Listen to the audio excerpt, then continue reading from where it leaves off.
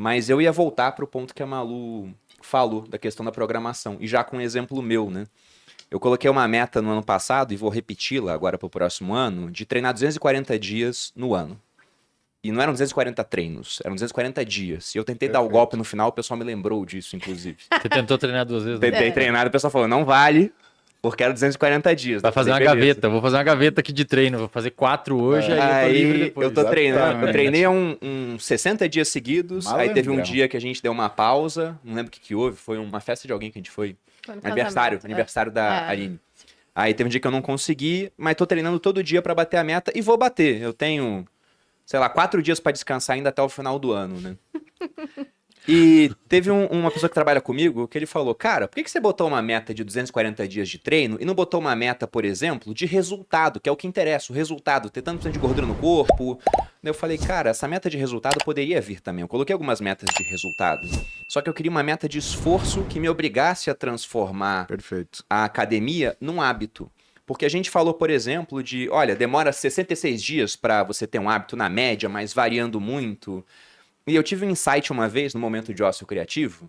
Eu sou uma pessoa que investe em Bitcoin. Gosto bastante deste ativo. E tem um indicador no Bitcoin que é muito interessante, que é o múltiplo de Mayer.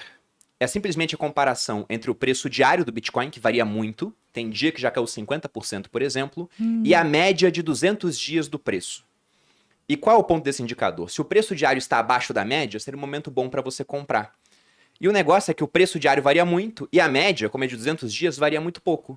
Aí eu pensei, com hábito é a mesma coisa, né? Às vezes o que eu faço num dia varia muito pro outro. Mas o meu comportamento em 200 dias não varia tanto, eu tenho uma rotina de trabalho. Então eu queria transformar a academia na minha rotina. Eu pensei, se eu fizer isso durante bastante tempo, embora o meu comportamento mude muito de um dia pro outro, se ele tá todo dia no meu comportamento, daqui a pouco ele vira a média do meu comportamento a ponto de ficar normal. É o que eu tento fazer, inclusive, com conteúdo. Por que a gente faz podcast semanalmente? Porque a gente quer que a média do nosso seguidor seja assistir o podcast, não ver só um episódio ou outro. Eu quero que ele consiga ver toda semana. Então, isso me ajudou na programação. E, de fato, eu acho que é muito interessante que você programa as coisas. Exato. Vocês têm uma opinião sobre isso? Eu gosto de chamar...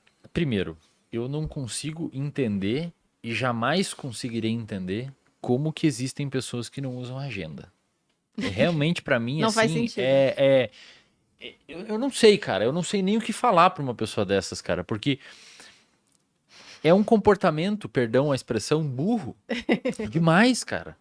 Porque o seu córtex pré-frontal, que é a região que tem as funções executivas, por exemplo.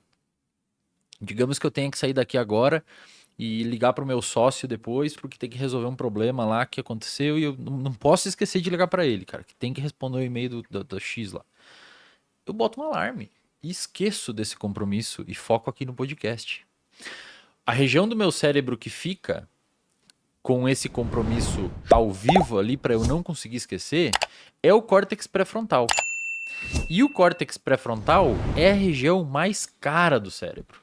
Tanto é que quando você tem privação de oxigênio, é o primeiro que dança. É o primeiro que tem problema, é o primeiro que vai pro saco, porque ele é caro. Você tem que dar oxigênio para ele. Se ele fica sem, as outras áreas mantêm funcionando. O córtex pré-frontal começa a ter lesão. É 30% do seu volume calórico total.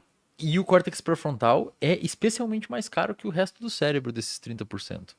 É por isso que xadrez, por exemplo, gasta tanta caloria quanto, por exemplo, um profissional do xadrez, quando o cara malhando, né? Vamos botar meta, amor. Todo Pensa dia que... uma partida de xadrez. Falei malhando aqui, dia... o Muzi já me olhou feio já. Não. A gente precisa conversar sobre esse termo.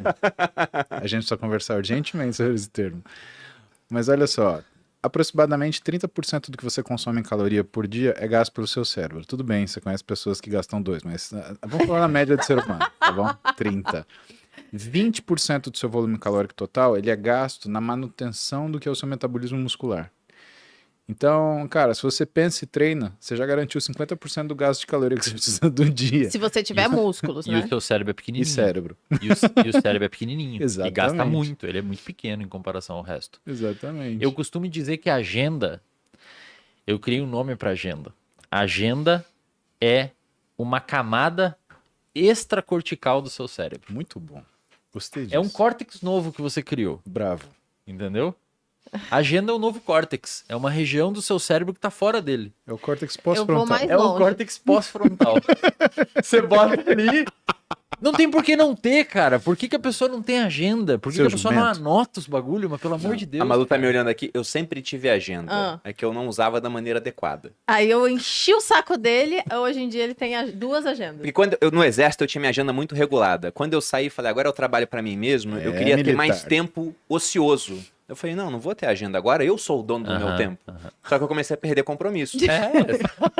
Aí ele descobriu que ele não é Eu o não sou dono tão do dono do tempo. meu tempo assim, preciso ter agenda. E aí tinha. E aí eu anotava no bloco de notas, tudo. A Malu falou, não, papel. Aí depois eu fui pro papel, depois eu fui pro app, que é muito mais prático.